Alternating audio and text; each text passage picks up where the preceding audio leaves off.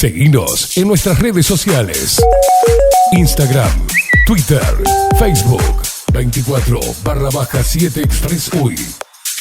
Muy buenos días, María. ¿Cómo estás? Muy buenos días, Catherine. Muy buenos días, Facundo. Muy bien, feliz como siempre de estar en este espacio que es mágico. ¿Por qué es mágico? Es mágico.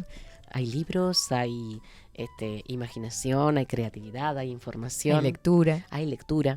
Yo te comentaba antes de entrar al aire que en mi casa se ha fomentado siempre la lectura y el hecho de amar los libros y pedir libros como regalos. Qué lindo. Y bueno, así son mis hijos son sumamente lectores, pero además tengo 3 nietos, Felipe, Catalina e Isabela. Los 3 son muy lectores, pero Isabela es investigadora, además de eso. Que, Entonces, a ver, Isabela, ¿saben cuántos años tiene? Tiene 3 añitos. 3 añitos tiene Isabela y le encanta investigar y le encantan los libros. Y ama todo lo que tenga que ver con investigación, lo que son las estrellas, por ejemplo, lo que es la astronomía, lo que es la vida en la Tierra, los dinosaurios, los animales. Bueno, entonces... es una etapa de descubrimiento. Claro que impresionante. Sí. Entonces los primos, que son más grandes que ella, además, también son de indagar, de investigar. Y claro, y ella está permanentemente observando. Y ella ama los libros, le encantan, se sienta, los mira, los abraza. Entonces, esa comunicación con el libro, y lo hablábamos recién, es tan importante porque empiezan desde chiquititos, empiezan a amar desde el olor hasta la forma de pasar las hojas. Vos me hablabas de una bebé que en una librería pasaba las hojas. Claro, la semana pasada estuve en una librería y había una bebé de 10 meses, como mucho, en un cochecito. La mamá le iba acercando los libros y ella iba pasando las páginas. O sea, nunca había algo igual. No, es y estábamos desde el dueño de la librería, todos los clientes alrededor de la niña mirando cómo pasaban las páginas. Y eso volvemos a lo mismo que tantas veces hablamos. La importancia que tiene el contacto con los libros. Ayer, por ejemplo, que tuvimos los desayunos literarios en el Centro Cultural Carlitos, ahí es polietario, es decir, es sumamente variopinto el taller. No es necesario ser escritor para formar parte de los desayunos literarios.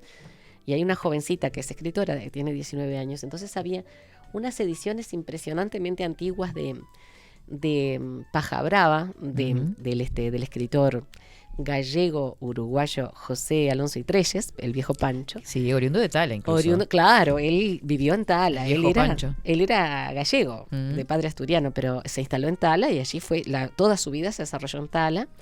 Entonces estaba Sol, que es la jovencita que estaba. Entonces cada libro lo abría y lo olía, aspiraba su aroma. Entonces, cuando los niños se van criando en esa realidad, después aman la lectura. Y yo te he dicho muchas veces, lo hemos comentado con Facu, lo hemos comentado con Esteban, que yo veo que estas generaciones más nuevas son del libro, más allá de lo tecnólogos que son, porque la tecnología está al alcance de su mano. Y es lo más fácil de criticar siempre que los Claro, pero los chicos leen y escriben y les encanta.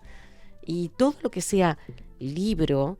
de pronto, bueno, es sumamente variado lo que pueden consumir de libros, pero les gustan y los ves en las librerías. Bueno, a mí me pasa que en donde trabajo, en el colegio, los chiquilines en los recreos, no todos, obviamente, porque el celular está presente, eso es indiscutible. Por supuesto. Pero hay chiquilines que llevan su libro en su mochila, lo sacan y están leyendo en el recreo. Claro, a mí me pasó, Caterina, antes de que me retirara de la docencia, que...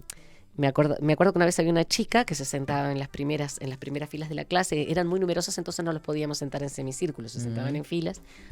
Y me acuerdo que ella terminaba los trabajos y siempre yo la veía que miraba algo sobre su falda.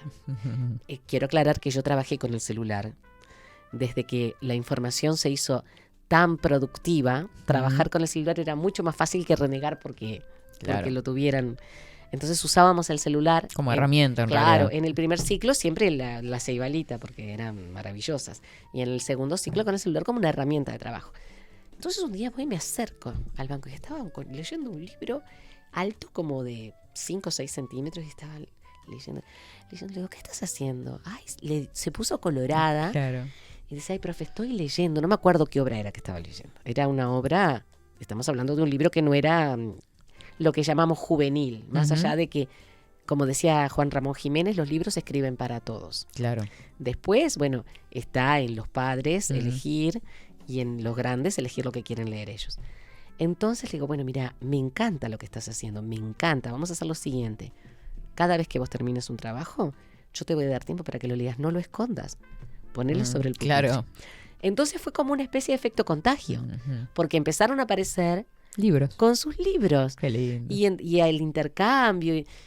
Y bueno, lo que siempre me encanta también es el ambiente de biblioteca. En todos los liceos públicos y privados donde estuve, los chiquilines, muchos chiquilines, buscaban la biblioteca, desde el aroma, el silencio. El otro día me decía Carlos Morti, es un silencio distinto, es un silencio ceremonial. Me encantó. Sí. Es un silencio ceremonial. El silencio, el aroma, la calma. Entonces, en todas las bibliotecas de todos los lugares públicos y privados donde yo trabajé, las bibliotecas eran muy concurridas para la lectura, no solamente para hacer tarea. Y eso, claro, es hermoso. Se manifiesta. Hay cada bibliotecas hermosas por favor. En Montevideo, bueno, y en el interior del país también las bibliotecas chiquitas, la más grande, las que se hicieron a pulmón, todas, las comunitarias, todas. Es impresionante. La biblioteca es algo mágico, no importa dónde esté ubicada. ¿Sabes qué me pasó una vez? Me cuento una anécdota cortita. Ay, sí, me encanta. Estaba en un liceo... Tenemos muchas anécdotas para contarnos. Sí, tremendo. Estaba en el liceo 7, de Positos. Sí, Positos. Y tenía una tarea habitualmente con tercer año, chiquilines de 14 años, algunos cumpliendo 15, adorables, pero los menos. Adorables. Sí. Hacíamos un círculo una vez a la semana, dedicábamos un ratito para que nos contaran qué libro habían leído en la semana. Esa era la tarea. Tenían que hacer una ficha, ¿no? Y otros contaban los cuentos que escribían ellos. ¡Ay, qué belleza, Caterina! Estábamos en esa tarea y me cae la inspectora de literatura. Se habrá quedado enamorada. Sí, sí. Y claro. Pero claro, nunca me imaginé, porque obviamente en las inspecciones no te avisan cuando te van a visitar. No, por supuesto, simplemente caen.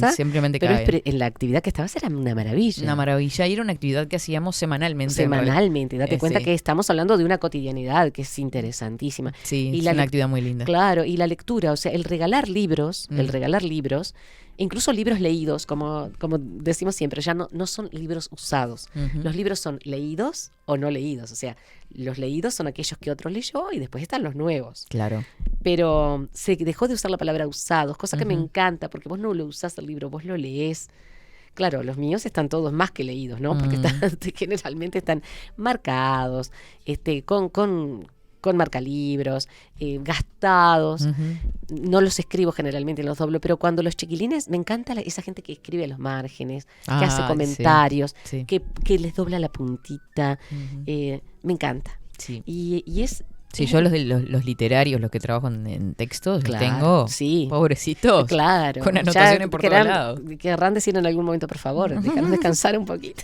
No podemos más con tanta letra. Pero es hermoso, es hermoso. ¿Y hoy dónde nos vamos a meter? ¿Y en qué clásicos, no? ¿Qué clásicos? Porque hablando de niños, hablando de historias, sí, ¿no? Que muchas veces nos cuentan en la noche, muchas de ellas seguramente tengan algo que ver con este gran libro que nos traes hoy. Claro que sí, que es Las 1001 noches, justamente. Ya que estamos indagando dentro de los anónimos, este es Las 1001 noches. Las 1001 noches es un compendio medieval, ¿no? Que se hace desde el medioevo, de cuentos orientales. ¿Se habrá para contar cuentos orientales? Porque que no nos han llegado. Por supuesto que sí, porque por otra parte estamos hablando de culturas milenarias en las cuales la narración oral y después la transcripción de esas narraciones orales era valiosísima, era digamos, descollante, porque había, para nosotros además es muy raro, porque había una cultura distinta y una forma de ver la vida distinta. Claro. Las 1001 noches es justamente sobre lo que vamos a trabajar hoy. El otro día estábamos viendo, vimos Lazarillo de Tormes, los cantares de gesta. Sí. El anonimato en cuanto a la letra tiene muchísimo que ver, como hablábamos, ¿no? De que el pueblo cuenta, el clan, la tribu, la gente alrededor de la hoguera, la aldea, cuentan y posteriormente pasan a otros. Y que muchos a raíz de la tradición oral, claro, que se fueron transmitiendo, y a alguien se le ocurrió la idea de transcribir. Es estupendo, es hermoso. Así que vamos a hablar hoy de este libro fantástico. Mis fuentes fueron Peter Heath, John Payne, que fue un gran estudioso de toda la literatura oriental y de la literatura de Las 1001 noches específicamente, Laura Doyle, Robert Irwin. dentro de los grandes investigadores de este libro, que es una recopilación. Una recopilación medieval de cuentos orientales tradicionales. Así se define a Las Mil y Una Noches. Es una obra que fue reuniéndose y formándose con el correr de los siglos. Claro. Son siglos de narración oral que después fue transcripta. Y contribuyeron escritores, pero además traductores. Porque muchos estaban en sánscrito, otros estaban en hindi, en la lengua de los hinduistas, otros eran egipcios antiguos. Por ejemplo, los cuentos de Simbad corresponden a las historias del náufrago y son del antiguo Egipto. Así que vos imaginate cuánta tradición. Cuentos chinos, y estoy hablando en serio, cuentos chinos. Que no son mentiras. Que no son mentiras. El primer cuento es el que sirve de marco. Y vamos a trabajar justamente todo lo que es la parte literaria. Vos, profesora de literatura, viste todo lo que es los... no solamente estilos, las técnicas. Las técnicas, claro. Exacto, y los recursos literarios y de creación usados. Claro. Que por otra parte corresponden muchos de ellos a esta forma oriental de literatura y que luego fueron tomadas y retomadas por los occidentales. Es que en ellos, por ejemplo, a veces hay narraciones como incrustadas. Exacto. Una narración dentro de una narración, Exacto. Una historia dentro de una historia. Exacto. Desde lo que se llama vista en abismo hasta el marco y la incrustación. Las narraciones incrustadas. Es estupendo porque además estamos hablando de estilos y de recursos que eran usados en la antigüedad en los pueblos orientales. Claro. Los orientales, indios, chinos, toda esa área, japoneses, tibetanos, tienen una riqueza dentro de lo que son las narraciones orales y posteriormente las transcripciones enorme. Mucho de ello, como tú lo decías muy bien, no ha llegado a nosotros, pero tenemos... Y a nivel cultural con miles de años de historias, ¿no? Miles. No nos olvidemos que los chinos fueron quienes inventaron el papel y que antes de eso escribían en superficie de bambú y en seda. Claro. Y estamos hablando... Eso lo habíamos hablado en una de las primeras columnas, ¿no? Claro. Sobre la palabra y la creación de la palabra. Y justamente cómo ellos iban transcribiendo de esa forma. El primer cuento es justamente el que sirve de marco, por eso se habla de marco literario. Sirve de marco a todos los demás. En el primer cuento del que yo después voy a leer, te voy a pedir a vos con esa voz hermosa que leas algo de allí, pero vamos a leer el inicio, la historia del rey Shahriar, de Shahriar y su hermano. El rey Shahriar se entera de que la esposa de su hermano lo engaña. Su hermano se llamaba Shahzaman. Lo engaña con un esclavo además, y a la vista de todos los demás. Claro. Entonces, cuando sabe que su propia esposa, que además es su primera, digamos la esposa reina, no nos olvidemos que acá existe la poligamia, ¿verdad? Que su esposa también lo traiciona y con un esclavo, que era como desmerecer las cualidades del rey, que daba. Claro, decide irse. Vio que todos los servidores sabían lo que estaba pasando con la esposa de su hermano el príncipe y con él mismo. Entonces se decide a recorrer mundo para ver si encuentra alguna razón por la que las mujeres, estamos hablando siempre de este tipo de literatura, este tipo de mentalidad, porque tiene mucho que ver con la mentalidad judía, cristiana e islámica, claro, en la cual la mujer le debe fidelidad absoluta y obediencia al esposo. Hablo de cristianismo, del cristianismo primitivo prácticamente. Exactamente, ¿no? Claro. No de las enseñanzas de Jesús de Nazaret, que son diferentes, sino de las formas en que, heredadas del judaísmo, después más adelante, después del año 600 de nuestra era, con el Islam, la mujer está sometida a la voluntad, a la orden de su esposo. Entonces, él se siente un desgraciado. El rey se siente un desgraciado y empieza a recorrer mundo. Y fíjate vos lo que le pasa. Encuentra que en todos los lugares las mujeres engañan a los hombres. El hecho de que él tuviera relaciones con otras mujeres, eso no se tenía en cuenta. No, claro. Volvemos siempre a la idea de la contextualización de la que después vamos a hablar. E incluso hoy, ¿no? Hoy mismo, en mucho, y en el Islam, por ejemplo. Bueno, claro. Entonces, llega a un lugar donde encuentra una mujer muy hermosa que había estado, dominada por un genio que la había hecho cautiva. Y hasta ella engañó al genio. Pero fíjate vos lo que cuenta. Ella, después de que tiene relaciones con él y con uno de sus compañeros, sacó de su bolsillo un saquito y de él un collar que les mostró. Contenía 570 anillos. Les preguntó, ¿saben qué es esto? Respondieron, no lo sabemos. Entonces ella les explicó, el dueño de cada uno de estos anillos me ha poseído sin que este cornudo de Efrit, el Efrit era el genio, ¿no? Se enterase. Denme sus respectivos anillos, ya que ustedes son los últimos. Se lo entregaron y añadió, sepan que este Efrit, el Efrit es un genio, me raptó la noche de mi boda, me colocó en la caja y que guardó esta en el interior del baúl, el cual cerró con 7 candados. Me depositó en el fondo del tumultuoso mar donde rompen las olas, pero no sabe que cuando una mujer desea algo lo consigue.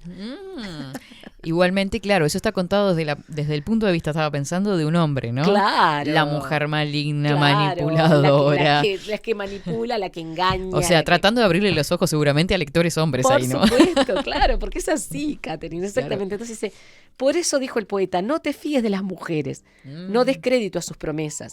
Su contento, su enfado depende de su sexo. Te demuestran falso cariño.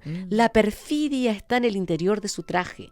Ten presente la historia de José y defiéndete de sus engaños. ¿O es que no sabes que el demonio sacó a Adán del paraíso por su causa? Ahí tenemos referencias bíblicas clarísimas.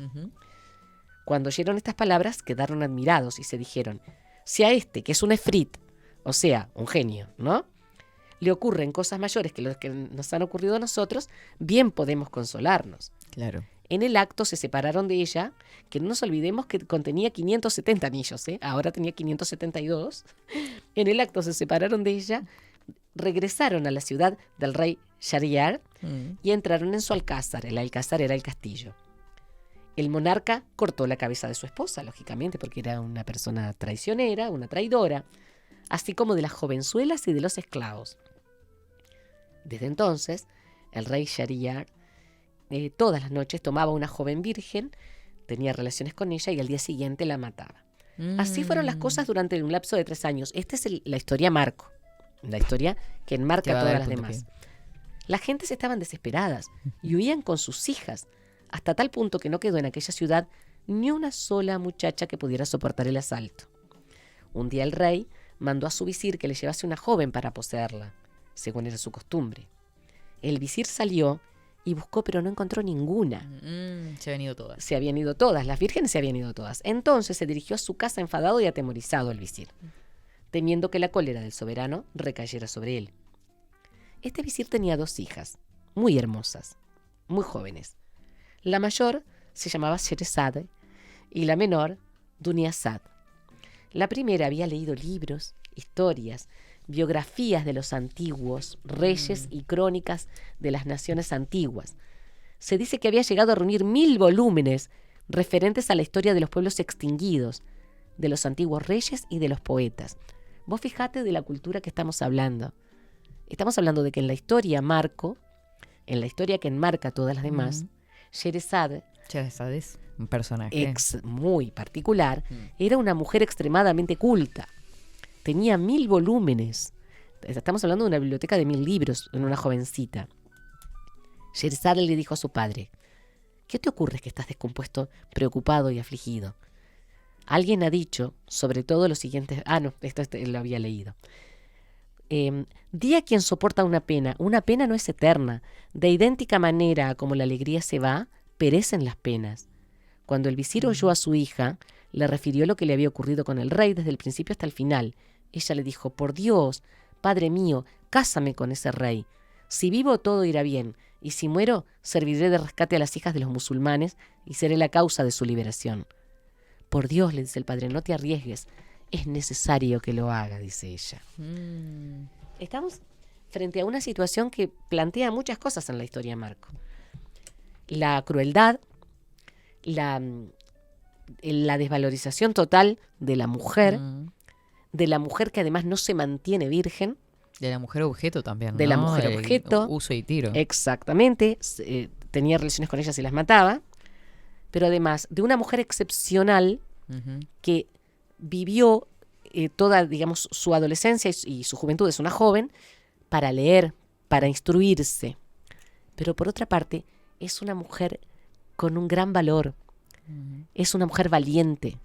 Es una mujer que enfrenta una situación, fíjate, para liberar a las hijas de los musulmanes, dice ella. Hay toda una connotación muy importante de lo que es, de lo que son los valores. Claro. Tanto dentro de lo que es la mujer, porque aquí hay una valorización importantísima de la mujer que sabe, de la mujer que está educada. Comienza Sherezad, comienza a contarle historias. Y ahí es donde este marco, que es la historia inicial, da origen a las muchísimas historias que hay en el libro de las 1001 noches. Sí. Historias de genios, de magos, sí, fábulas, incluso poemas. Sí, hay poemas, cuentos. Canciones, cuentos, historias reales. Entonces, estamos hablando de una recopilación muy importante. Hay algunos autores, entre ellos, si no me equivoco, Robert Irwin, plantea que antes de la Edad Media ya había gente recopilando historias orientales, que estaban en libros más breves. Claro. Y que después lo que se hace posteriormente es hacer una gran recopilación, y ahora vamos a ver cuál es la historia.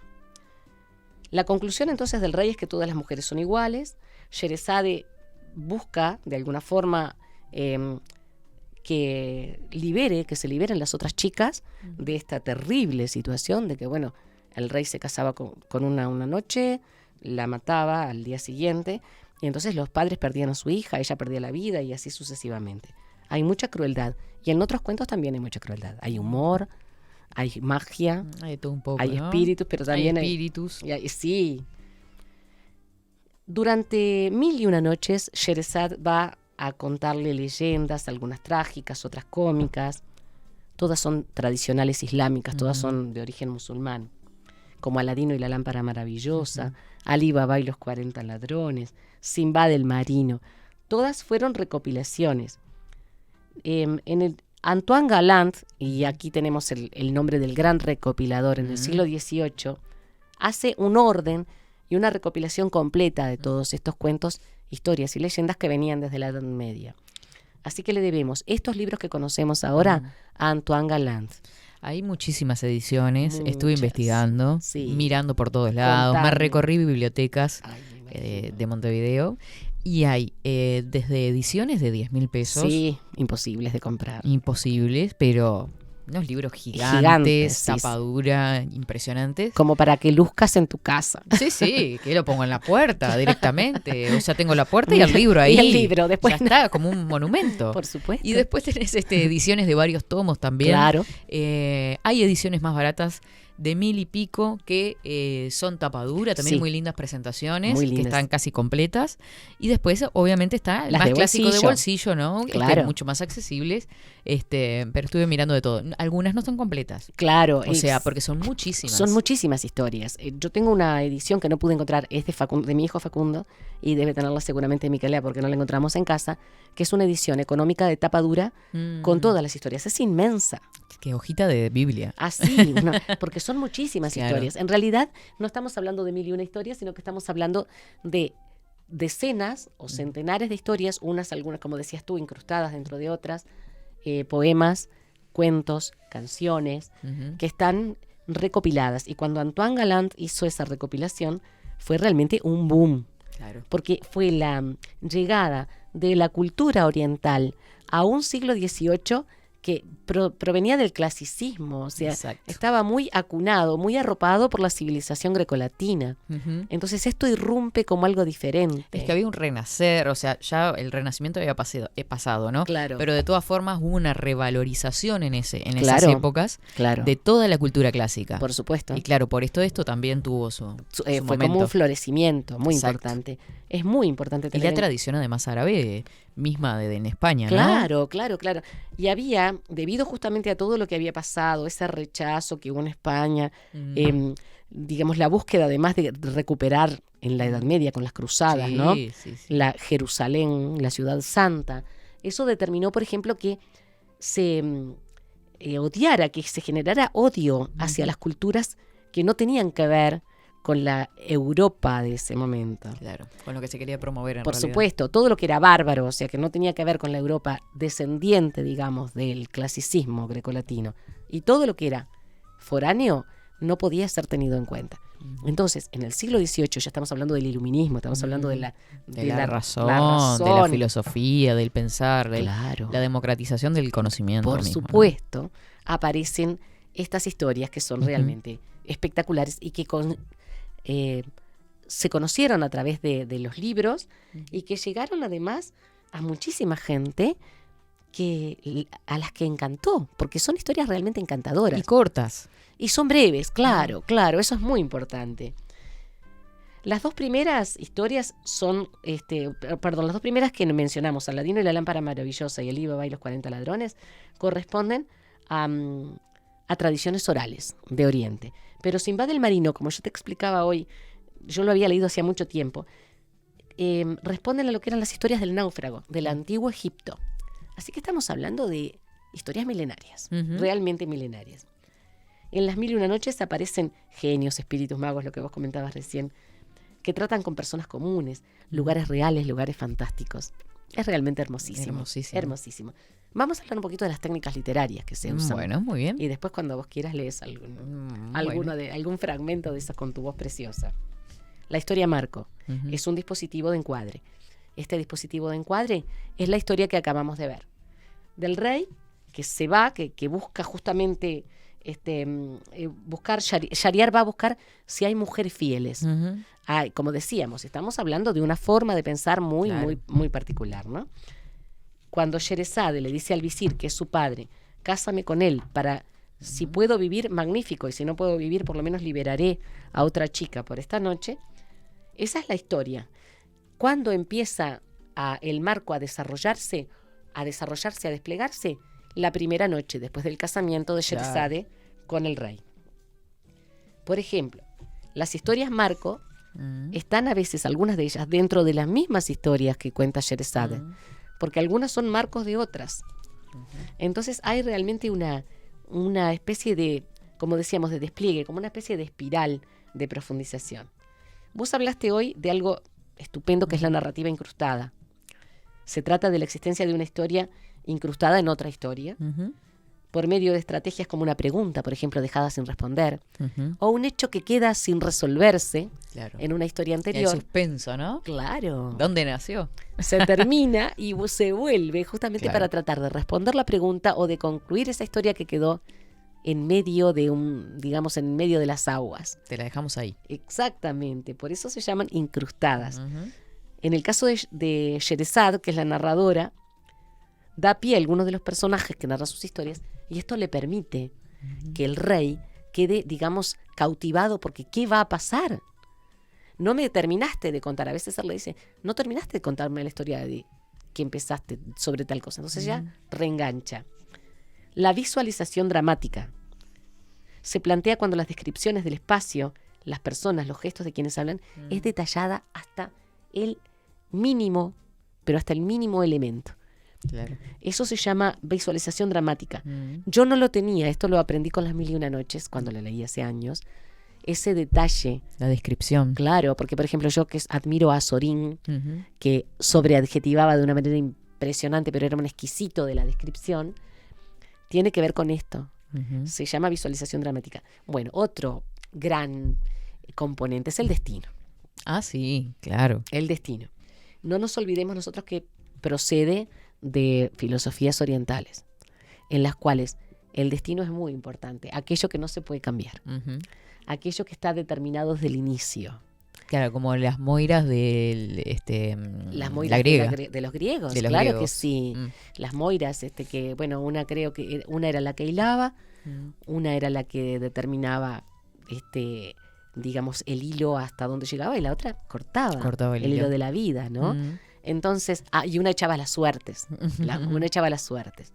Entonces, como que el destino tiene de azaroso, bueno, en el caso de los griegos, digamos como que de alguna manera articulaban el destino con el azar.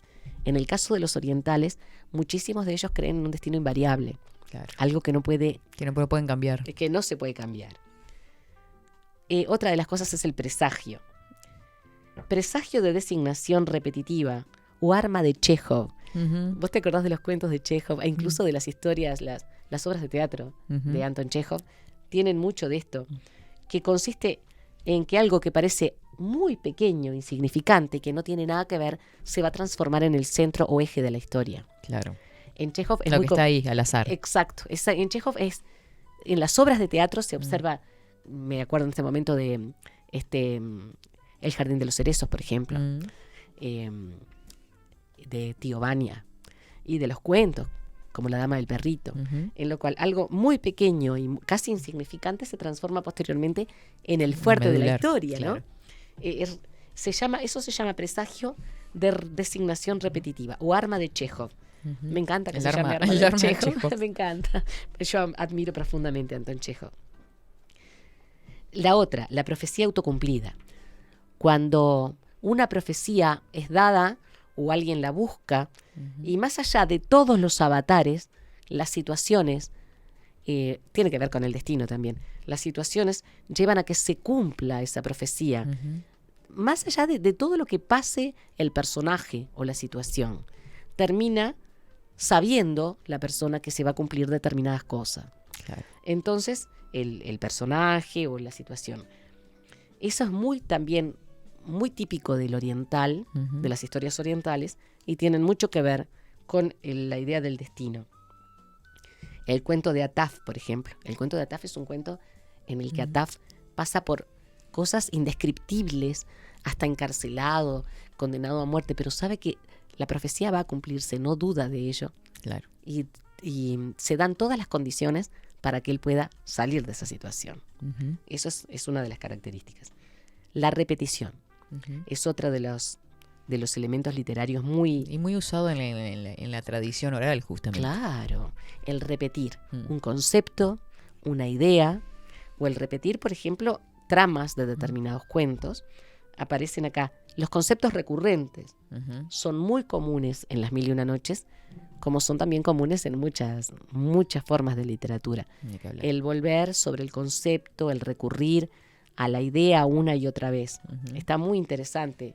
Sí, porque tiene distintos objetivos, en realidad, desde reforzar una idea hasta ayudar a la memoria, por ejemplo. Claro. Si era una tradición oral, claro que era una forma, aparte es muy... no sé, elemental, claro, digo, ¿no? Es como con una inocencia tremenda. Claro muchas que sí. veces. Claro, y incluso, por ejemplo, cuando nosotros somos reiterativos, los humanos que cuando hablamos somos reiterativos muchas veces, esa reiteración de la idea o reiteración de la palabra o reiteración de un caso o en una conversación tiene que ver con eso. Claro. Con te estoy ayudando a que recuerdes, o estoy ayudándome a recordar, o estoy reforzando una idea. Claro. Y esto es muy común en los cuentos de las historias de Las Mil y Una Noches. Por ejemplo, la historia egipcia de Rodopis, que es la raíz de Cenicienta, se ve en Las Mil y Una Noches varias veces. Incluso en la historia del segundo sheik, que tiene que ver con varones. Es decir, aquí el Cenicienta vendría a ser un chico que, digamos, que es despreciado por sus hermanos, y que llega a ser un sheik, es decir, llega a tener una autoridad. Pero en algunas de las historias este cuento de la Cenicienta termina mal, termina con la destrucción del personaje. Pero Cenicienta tiene su origen en estos cuentos de Las Mil y Una Noches. Bueno, porque ¿qué pasa? Disney también, con su toda la parte cinematográfica, se basa también en Las Mil y Una Noches, como Aladino y la lámpara. Claro, Aladín y la lámpara, Aladín, la misma... muchas de estas historias, toda la gente de la producción de Disney buscó justamente las raíces para ir enriqueciéndola con diferentes cosas, con diferentes contenidos. Y aquí aparece justamente la raíz Rodopis, era el nombre de la historia egipcia en la que se basa después Cenicienta. Humor sexual. Es muy común porque el oriental, normalmente las culturas orientales son muy sexuales, tienen muchísimo vínculo con lo que tiene que ver con la sexualidad, pero una sexualidad tomada para el humor. Entonces aparece, por ejemplo, muy satírico. Alí con el miembro grande es uno de los cuentos, yo lo estuve leyendo el otro día, te hace reír mucho, porque... son cuentos específicos, es decir, el humor sexual aparece en cuentos específicos, pero tiene que ver con la satirización de la sexualidad en un pueblo, en pueblos que eran sumamente sexuales en la forma de concebir la vida, ¿no? Bueno, y otra que a mí me encanta, cuando se habla del narrador poco confiable. Sí. Me encanta esa técnica. Es una técnica que me fascina. Agatha Christie usó mucho la técnica del narrador poco confiable. Aquello que vos no sabes si miente o si dice la verdad. Claro, te engaña, juega con el lector. Juega con el lector. Entonces el lector se siente que no sabe si están hablando de algo en serio, si está leyendo algo que es cierto o algo que no. Porque el narrador no sabes. Bueno, Agatha Christie usó mucho esto, la técnica del narrador poco confiable, cuando, por ejemplo, sobre todo en las entrevistas de Hercule Poirot, o lo que, por ejemplo, pedía que le contaran Miss Marple. Y aquí aparece el narrador poco confiable como algo muy, muy especial, muy usado, ¿no? claro. La mentira como un elemento también que permite el humor, o permite, por ejemplo, hasta la parte de la enseñanza, ¿no? Como en el caso de algunas fábulas. Estas son algunos dentro de todos los elementos literarios, digamos, los recursos que aparecen en los cuentos de las Mil y Una Noches.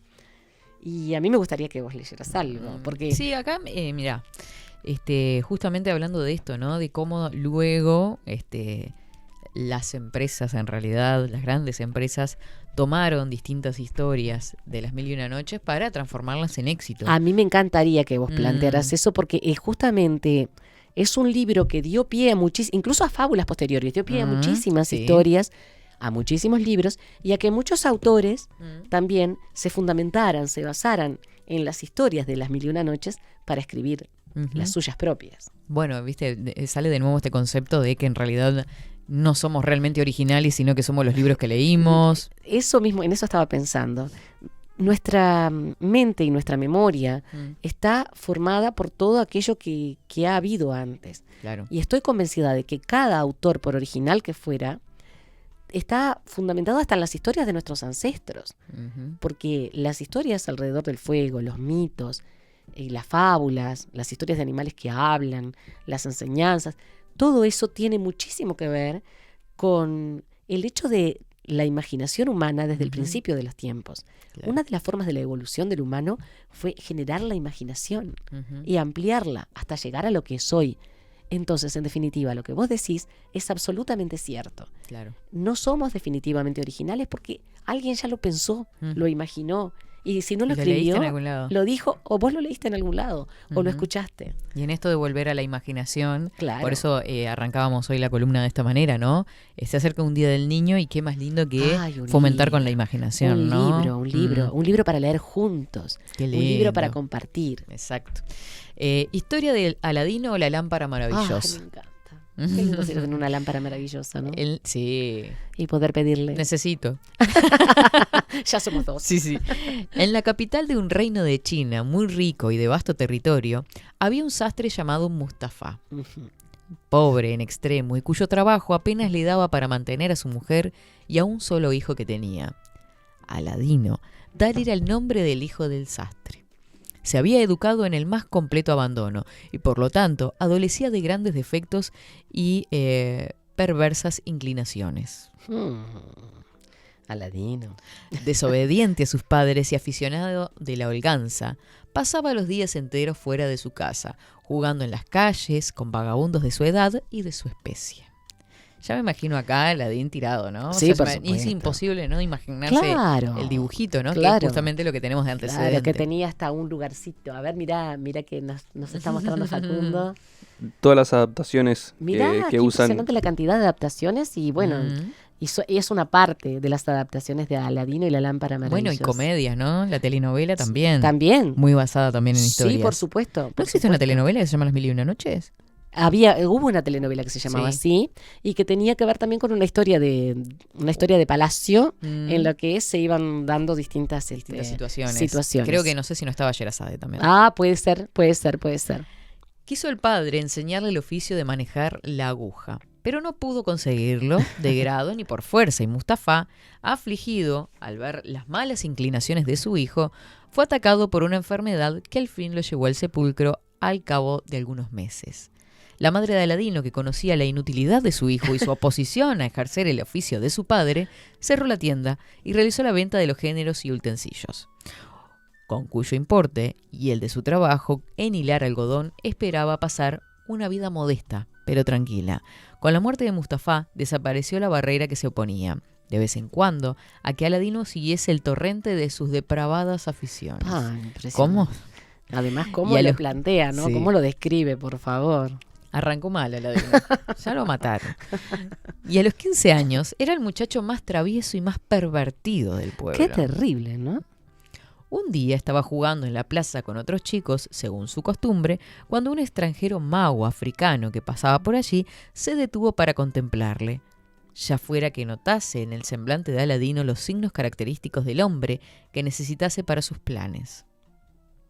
O ya que supiese cuáles eran las disposiciones del muchacho, lo cierto es que el africano llamó a Aladino aparte y le preguntó si era el hijo del sastre Mustafá. Sí, señor, respondió el joven, pero mi padre hace mucho tiempo que murió. Al oír estas palabras, se arrojó el mago africano al cuello de Aladino, abrazándole y llorando con amargo desconsuelo. El muchacho le preguntó la causa de su aflicción, y entonces le rogó que reconociese en él a su tío, hermano de Mustafá, y de regreso de un largo viaje, cuando esperaba verlo, recibía de pronto la noticia de su muerte. El extranjero se informó enseguida del sitio en el que vivía la madre de Aladino y dio a éste un puñado de monedas para que la llevase a la viuda, asegurándole que iría a verla al día siguiente. Fíjate todo el planteo. Todo el planteo, ¿no? Cómo se va dando. ¿Viste cómo después se depura y se afina para poder hacer historias más infantiles? De historias que son a veces muy crueles. Muy cruel, porque claro. Acá estamos hablando de un chico que no le importaba nada, que no se interesaba, que era un holgazán, que no quería seguir el oficio de su padre. Entonces, hay en estas historias una base de las que después fueron historias hechas para niños, pero que tienen otra esencia. Conflictos capaz mismos de la sociedad de la época, ¿no? Y a eso, muy bien, perfecto, Catherine, a eso quería llegar. Nosotros hablamos de las sociedades, no es una sociedad, son varias sociedades orientales que, digamos, se definen como algo exótico. Nosotros las vemos como exóticas. ¿Por qué exótico? Porque es diferente por completo a lo que nosotros heredamos. Claro. Estamos hablando de historias milenarias.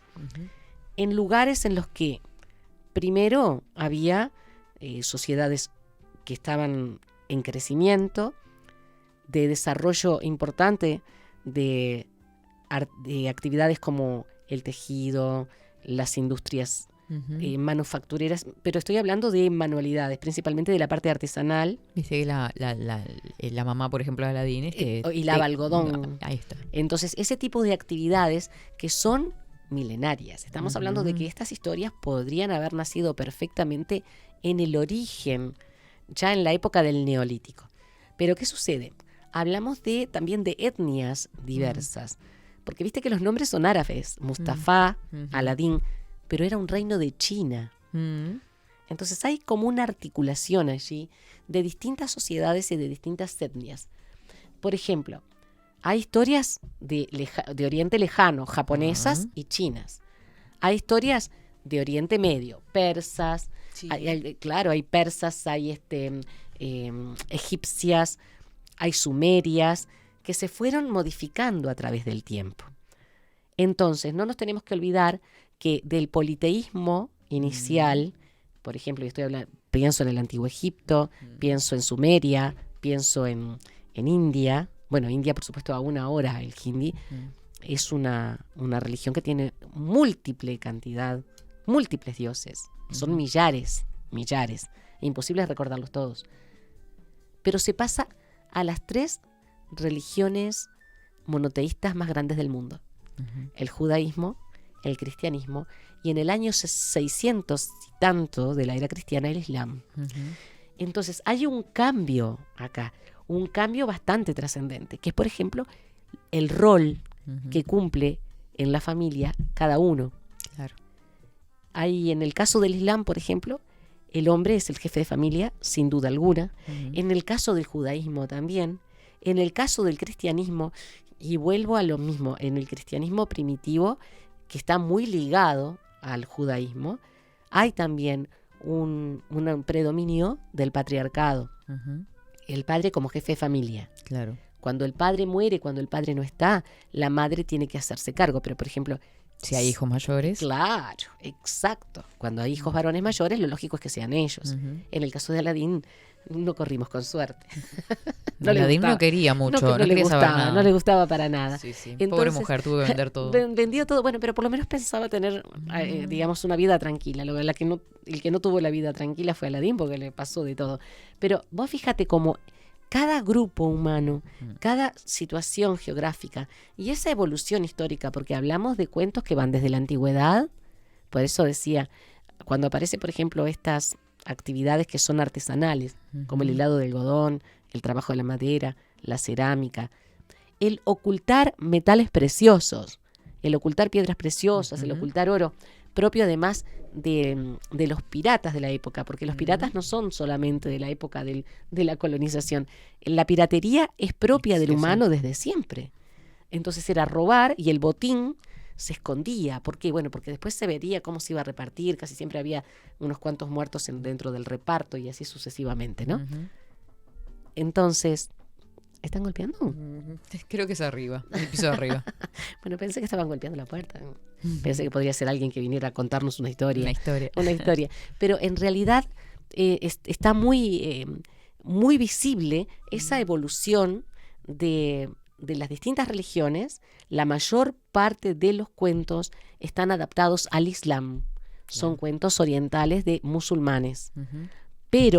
Pero hay también cuentos que son de origen judío y cuentos que son posteriores al cristianismo. Incluso, viste que, por ejemplo, en el caso de la historia Marco... es en Persia, ¿no? Exacto, sí, es en Persia. O sea, el actual Irán, vendría a ser Irán y parte de Irak y parte de Afganistán. Aquí se habla, por ejemplo, de historias bíblicas. Se habla de la serpiente, se habla de José, se habla de Adán. Entonces, hay una referencia a los libros sagrados. Y una de las cosas que a mí me importaba muchísimo destacar es cómo el Islam, desde el año 600 y tanto, cuando comienza a aparecer Mahoma primero, ¿verdad? Que tenía un nombre muy, muy largo debido a su familia, que era de origen justamente árabe. Cuando Mahoma se establece y comienza la generación del Islam como religión, primero como una forma de vida, después como una religión establecida, dependía de los grupos que lo formaran, también, así como el cristianismo, se expande como el fuego. Y con el Islam se modifican las historias. Incluso historias de origen judío, historias de origen hebreo e historias de origen cristiano, acá aparecen adaptadas al Islam. Claro.